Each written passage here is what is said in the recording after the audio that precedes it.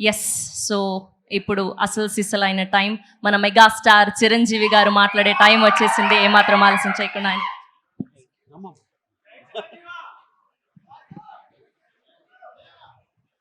ఈ అద్భుతమైన కార్యక్రమానికి విచ్చేసిన ప్రతి ఒక్కరికి హృదయపూర్వక నమస్కారాలు. ముఖ్యంగా నాకు తెలిసి గత 2-3 ఏళ్ళగా వాళ్ళు చేసే ఇతర సామాజిక కార్యక్రమాలతో పాటు ఈ కార్యక్రమం కూడా, ఈ సామాజిక సేవ, ఈ బ్లడ్ డొనేషన్ అనేది కూడా మొదలుపెట్టి నాకు అత్యంత ఆప్తులైన చుక్కపల్లి సురేష్ గారు మరింత దగ్గరయ్యారు నా హృదయానికి. ఈ సందర్భంగా ఇంత చక్కటి కార్యక్రమం, ఇంత సేవా కార్యక్రమం చేస్తున్న నా మిత్రుడు, సోదరుడు చుక్కపల్లి సురేష్ గారికి నా హృదయపూర్వక ధన్యవాదాలు, నమస్కారాలు తెలియజేస్తున్నాను. అలాగే ఆయనకి కుడి ఎడమలుగా ఆకాష్, అవినాష్ ఇద్దరు అత్యుత్తమ కుమారులు. వాళ్ళు ఈ కార్యక్రమాన్ని వాళ్ళ భుజస్కంధాల మీద వేసుకుని దీన్ని ఇంత చక్కగా, ఇంత పెద్ద ఎత్తున, ఇంత మెగా బ్లడ్ క్యాంప్ చేయటం అన్నది, దానికి ఎంతో కొంత సహకరించిన మా చిరంజీవి చారిటబుల్ ట్రస్ట్కి ఎనలేని సంతృప్తిని ఇచ్చావు. తద్వారా నాకు ఎంతో సంతోషాన్ని మిగిల్చావు అవినాష్. It's wonderful. అండ్ ఈ రోజున ఇది కార్యక్రమానికి విచ్చేయటమే కాకుండా బ్లడ్ డొనేట్ చేసిన బిడ్డలాంటి తేజాకి నా హృదయపూర్వక ధన్యవాదాలు తెలియజేస్తున్నాను. And excellent. నేను అడిగింది ఫస్ట్ టైం అని కాదు, ముందు నుంచి ఇచ్చాను. సో బతికిపోయావు. లేదంటే కనుక ఇన్స్పిరేషన్ కానీ బయట మాట్లాడుతుంటావు, ఈ బ్లడ్ డొనేషన్ దాంట్లో తీసుకోలేదేమో అనుకోను. వండర్ఫుల్. Please keep rocking.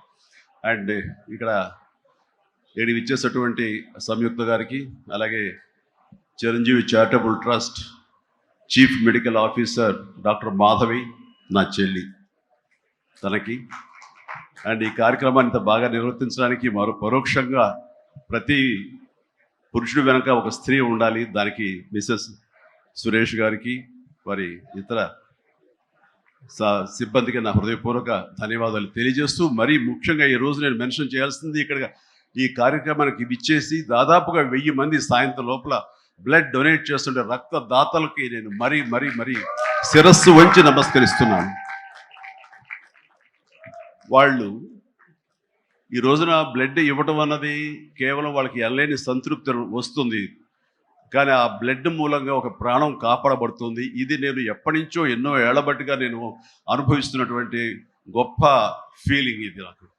అంటే చాలాసార్లు చెప్పాను, కానీ ఎప్పటికప్పుడు కొత్త జనరేషన్, కొత్త యువకులు వస్తున్నారు కాబట్టి నేను మళ్ళీ చెప్పాల్సినటువంటి ఆవశ్యకత ఎంతైనా ఉంది. ఎందుకంటే ఇది చాలా మందికి స్ఫూర్తినిచ్చే ఒక అంశం. ఈ చెప్పబోయే ఈ విషయం ముఖ్యంగా ఒక జర్నలిస్టు సోదరుడికి నేను ఆజన్మాంతరం రుణపడి ఉంటాను. నన్ను థాట్ ప్రవోక్ చేసి నన్ను ఇన్స్పైర్ చేసినటువంటి ఆ ఒక మ్యాగజైన్ సంబంధించిన ఒక జర్నలిస్ట్ రాసిన ఒక రైటప్ నాలో ఈ స్పృహ నాకు వచ్చేలాగా, నేను ఈ బ్లడ్ డొనేషన్ వైపు డ్రైవ్ అయ్యేలాగా ఆ ఆర్టికల్ నాకు ఎంతో దోహదపడింది. సో ఆ రాసిన మనిషి ఎవరో ఏమిటో నేను మళ్ళీ ఎప్పుడు కలవలేదు, కానీ ప్రతిసారి అతను తలుచుకుంటూనే ఉంటాను. ఈ సందర్భం కూడా అతనికి నా హృదయపూర్వక ధన్యవాదాలు తెలియజేస్తాను ఆ జర్నలిస్ట్ సోదరుడికి.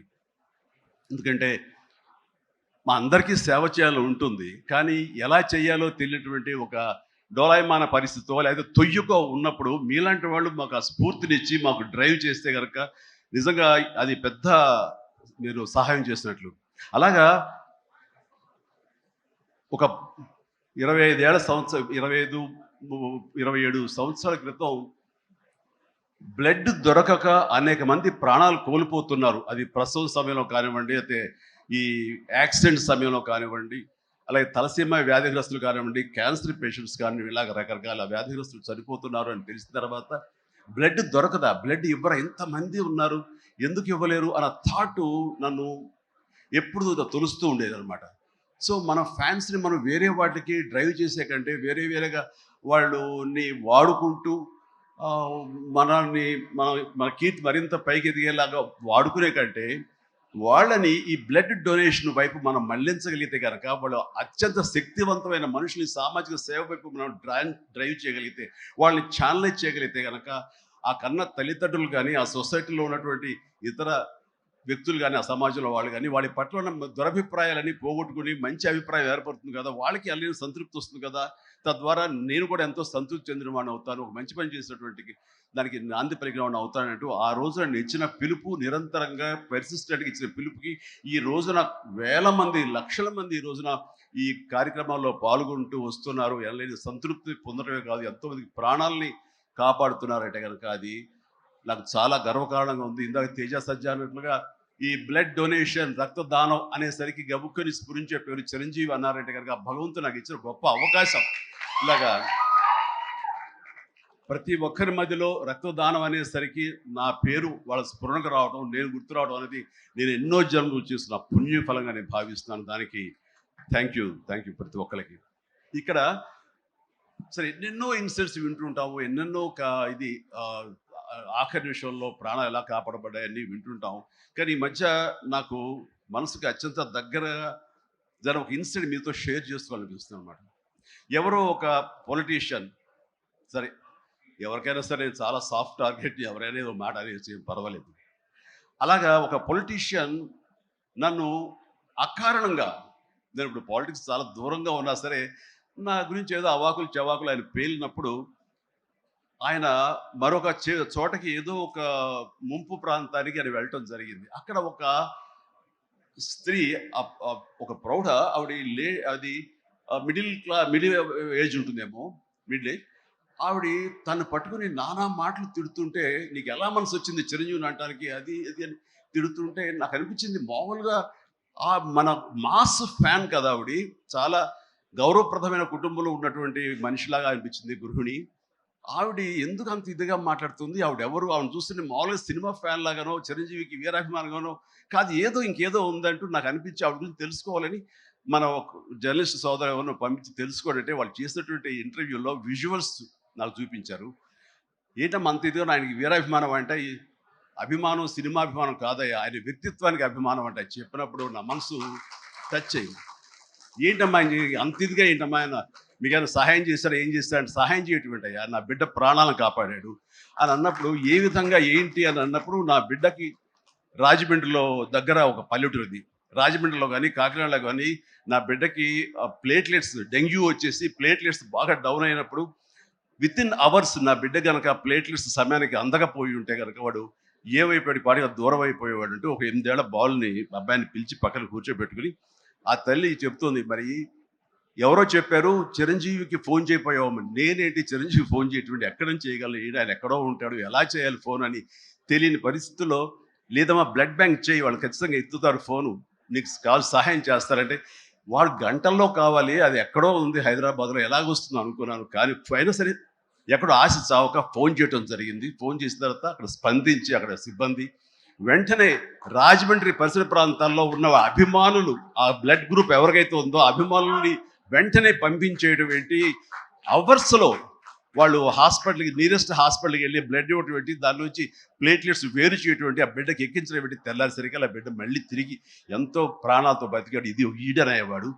ఆయన కనుక సమయానికి చేయకపోయి ఉంటే నా బిడ్డ ఏమైపోయాడు. అలాంటి మనుషుల ఈ తుచ్చులు నీచులు కలిసి మాట్లాడతారు.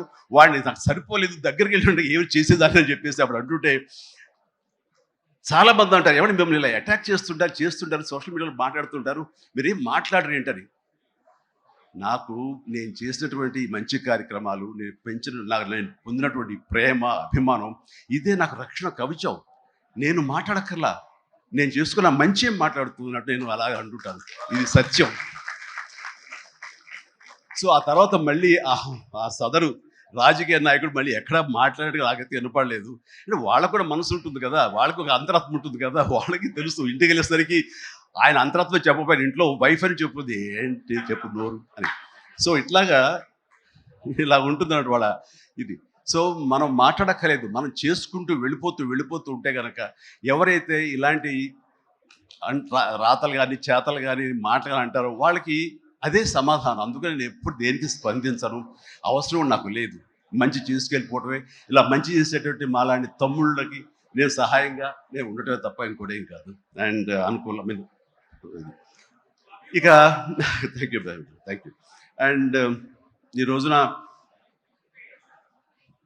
ఎక్కడ ఇతర దేశాల్లో ఉన్న అభిమానులు కూడాను నా మాటని స్ఫూర్తిగా తీసుకుని వాళ్ళు ఆయా ప్రాంతాల్లో వాళ్ళు బ్లడ్ డొనేషన్స్ చేస్తూ ఈ రోజున నా పేరు, నాకు మంచి పేరు, మరింత మంచి పేరు వచ్చేలాగా నాకు నేను గర్వపడే విధంగా వాళ్ళు చేసినటువంటి బెడ్ డ్రైవ్స్కి వాళ్ళు ఎక్కడో సరే ఏ ప్రాంతంలో ఉన్నా సరే ప్రతి ఒక్కరికి నేను ఎప్పుడు కృతజ్ఞతతోటి నేను నా మనస్ఫూర్తిగా నా అభినందనలు తెలియజేస్తూ ఉంటాను.